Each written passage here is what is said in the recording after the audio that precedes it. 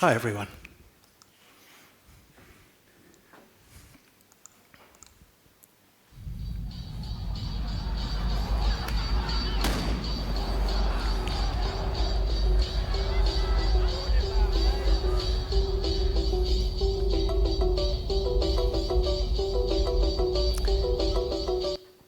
I've spent the last 20 years working with activists all around the world who are choosing to take out their phones and their cameras to share the evidence and the accounts of what they see around them, what is right and what is wrong. And the work of myself and my colleagues at the human rights group WITNESS focus on how do they do that more safely? How do they do it in ways that people can trust that information? And how do they share that information in a way that leads to change? And we've worked with groups in Burma who went across the border during the dictatorship to show the atrocities, community activists in Syria who showed the impact of barrel bombs from the Russian Air Force, favela-based residents in Rio de Janeiro who show police violence right now, occurring right now this week in Rio. And of course, we work with people in the US who face the brunt of rights violations by institutions like the immigration authorities in the US. And we've been at the forefront of the development of a field known as video as evidence, this idea that as more and more people gather footage with their cell phones, we have far more sources of accountability in the world. So guess what? 18 months ago, when we started hearing about deepfakes, naturally, we thought this was something we should pay attention to. And we thought that particularly because it went to the heart of our mission and because of the way in which it was being framed. So the journalistic headlines were like, technopocalypse, infopocalypse, it's the end of truth. And we were like, whoa, hold up, right? That makes a great journalistic headline. It doesn't give us much of a roadmap for how we protect the real value we've started to see in this explosion of social media, mobile connectivity. So we said, okay, so now what, right? You know, that's great for a journalist to say this, not that useful for a human rights group. And so I've spent the last 18 months working out how do we prepare better. And so we've done everything from bring together the first expert meetings globally on this, talk to the platforms, we brought together leading journalists and fact checkers with the researchers, we've talked to people in Congress in the US, and most importantly we've said we have to look at this from a global perspective, not just a narrow parochial political perspective.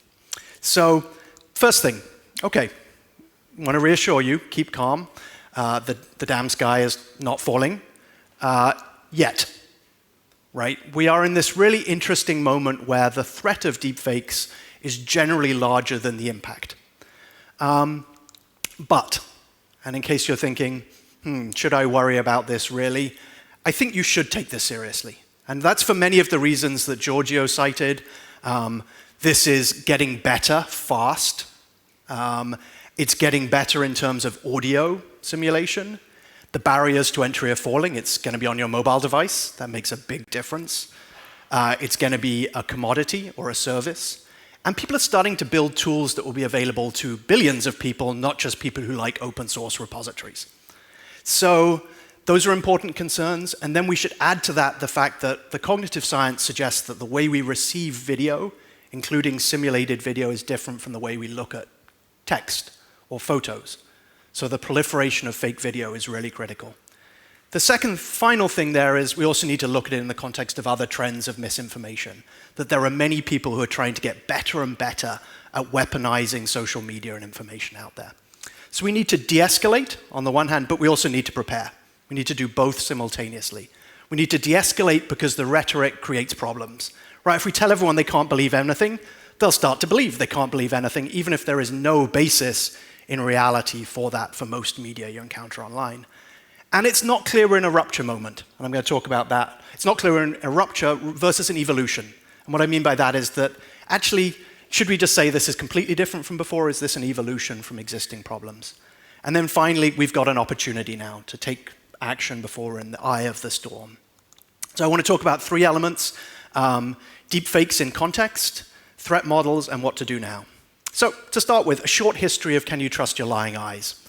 So this morning, a southern Sudanese friend sent me a very graphic and disturbing cell phone video and 2 accompanying photos of violence in South Sudan. My question is whether it's possible to look at the metadata, to pull out the date it was filmed and possibly the GPS coordinates. This was a piece of text message that was sent to me and colleagues a few years back. And we looked at the video. It's a horrible graphic video of some people being burnt alive. And we said, we've seen that before. We saw that in the Ivory Coast a few years ago. And then we did an image search on Google. Pretty simple, good way to verify an image. And we saw that it had been shared in Burma, in Indonesia, in Georgia, and perhaps originally in Kenya in 2007. And the reason I'm sharing this example is it's an example of what we're already dealing with. We have had a decade of manipulated media at scale. Most of it are what are called miscontextualized videos. You know, you grab a video of one place, you share it's claiming another place. And we've had a decade of videos that also include edited videos. This is a very well-known example. It's a child safety or traffic safety video from Pakistan that was lightly edited, then shared on WhatsApp in India, implying that people were coming into communities to kidnap children. And it led to the deaths of multiple people. It's just a very lightly edited video shared in a messaging app. So you don't know where it comes from, it just gets forwarded to you. And this is a classic example of manipulated videos, which we see sometimes in our world. They're not actually that common, but you see manipulated videos like the video of Nancy Pelosi slowed down to imply that she was drunk or physically incapable. Nancy Pelosi is the Speaker of the House of Congress in the US, and this video was shared online a couple of months ago. And then occasionally we see staged videos. This is an example from Burma shared by, in fact, the spokesperson of the equivalent of the Prime Minister, claiming to show Rohingya, the minority in the north, burning their own homes, and it's completely staged. It's just staged with actors. And all of these things are happening in coordination with some related weaponization problems that we see out there. So the fire hose of falsehood. People pump out lots of contradictory accounts as a strategy to confuse people. The idea of micro-targeting, just send it to a small people, I just want to reach you two right there. Or bots or cyborgs that push things out at scale. And the use of what are called data voids, which is when you find a search term that no one is really provided content for, and you create some content for it. In this case, malicious or malignant content. So this comes in a context already of how people deal with this type of media. How should we prioritize the threats around this? So Giorgio started talking about this. In the conversation in the US, this has primarily been about deepfakes and national politicians, the 2018 elections first. When we didn't have deepfakes in the 2018 elections, it became deepfakes in the 2020 elections.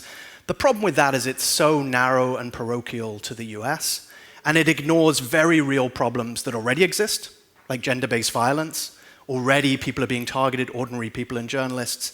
And it ignores what, actually, if you talk to people globally, what they're worried about. So we've done a series of workshops globally talking to people who already are at risk from misinformation. So just last month in Brazil, and the things they said were, we're not worried about our president. Our president is probably just fine. We're worried about someone trying to attack us as women journalists or civic activists, try and falsify our identities and share this. In this picture, you can see we did a wall chart where we asked people to put stickers on what they cared most about. And from that, you can see them saying, actually, these are what we worry about. It's not the national level questions. Or they worry about these problems of digital wildfire, where people share images rapidly on WhatsApp, and you don't know what they're about, but they incite violence. And they worry about compromising the access, this hard-won access to justice they've found. You know those videos you shoot as a favela resident that finally get a police officer held accountable? Are we now going to get, every time that happens, someone's going to release an edit that cuts out the incriminating weapon or changes the face of someone in it? How's that going to happen? And they worry about these big macro questions, like everyone's just going to say from now on forward that everything is a deepfake. They're going to have this plausible deniability. And as Giorgio said, we've already heard this around the few major political cases so far. So the Ali Bongo case, another case in Brazil, in Malaysia, we've had a he said around, that's a deepfake. And they worry about this idea, which was captured by Hannah Arendt, the political philosopher in 1974, of this idea of kind of floods of falsehood, that people will no longer be able to believe anything, and they'll just step back from the political space because they'll say everything is not true. They also worry that this is deeply embedded in those trends I mentioned earlier. It's like a Russian doll problem in relation to bots and cyborgs and data voids. So people have a sophisticated understanding of where this is going to play out. So what solutions do we need in that context?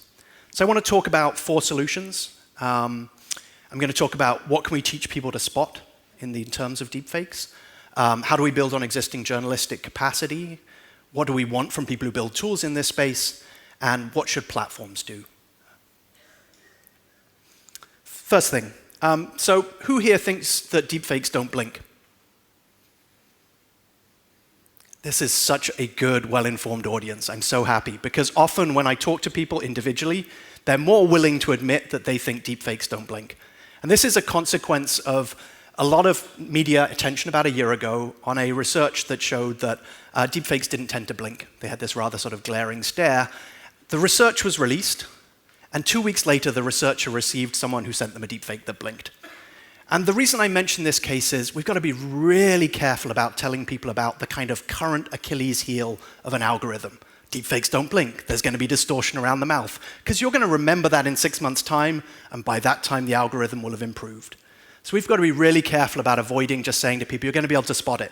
Because the research already shows that you can't spot lip sync manipulation that well. And it's going to get better and better. So we shouldn't be telling people things like spot, whether they blink.